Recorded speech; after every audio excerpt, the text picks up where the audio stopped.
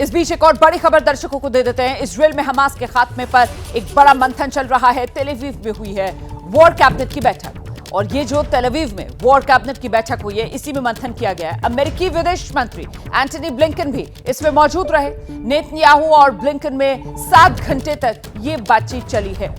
Israel में Hamas के खात्मे को लेकर ये बड़ा मंथन। इजरायल ने इस बार ठाना है हमास का मुकम्मल खात्मा करना है।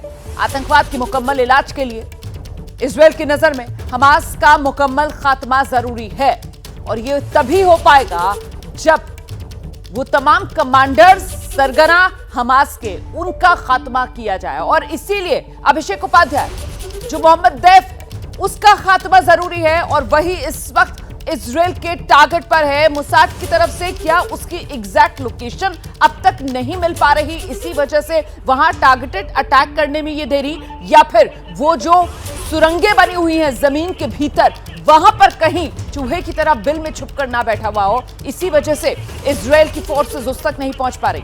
अभिषेक, देखिए एग्जैक्ट लोकेशन की जहां तक बात है, जो इनपुट हमको यहाँ से मिल रहे हैं, मैं इजराइल में इस समय हूँ, उसके मुताबिक उनके पास इंटेलिजेंस तो ऐसा नहीं है कि इंटेलिजेंस नहीं है, दैफ को लेकर इंटेलिजेंस है। लेकिन सबसे बड़ा सवाल ये जो आपने अभी सुरंग वाली बात कही है, वो एक तरह से कवच है, और ये सुरंगें जो हैं, वहाँ की जो रिहायशी इमारतें हैं, उनके नीचे से ये सुरंगें जाती हैं। अभी आपने ध्यान दीजिए तो गाजा में जिस तरह से पब्लिक वहाँ मूव कर रही है, उसके बाद एक के बाद दूसरी रिहायशी इमारतों को गिराया जा रहा है, और वो रिहायशी इमारतें हैं जहाँ शक है कि हमास के ऑपरेटिव छिपे हुए, खासतौर पर मोहम्मद दैफ की बात मैं कर रहा हूँ। इन इमारतों के गिरने के बाद जो नीचे की सुरंग का हिस्सा है, वहां पर वो किस तरह का ऑपरेशन कर पाते हैं, वो उनके लिए सबसे महत्वपूर्ण है। और वो इसलिए भी है कि न सिर्फ वहां पर आतंकी छिपे हैं, बल्कि टेरर का एक पूरा का पूरा वहां नेटवर्क है।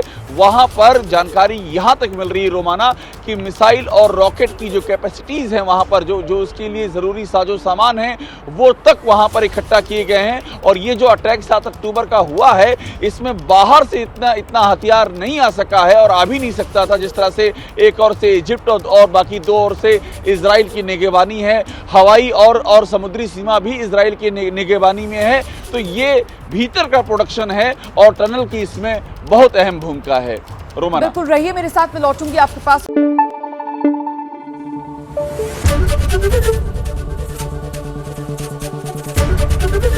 एबीपी न्यूज आपको रखे आगे।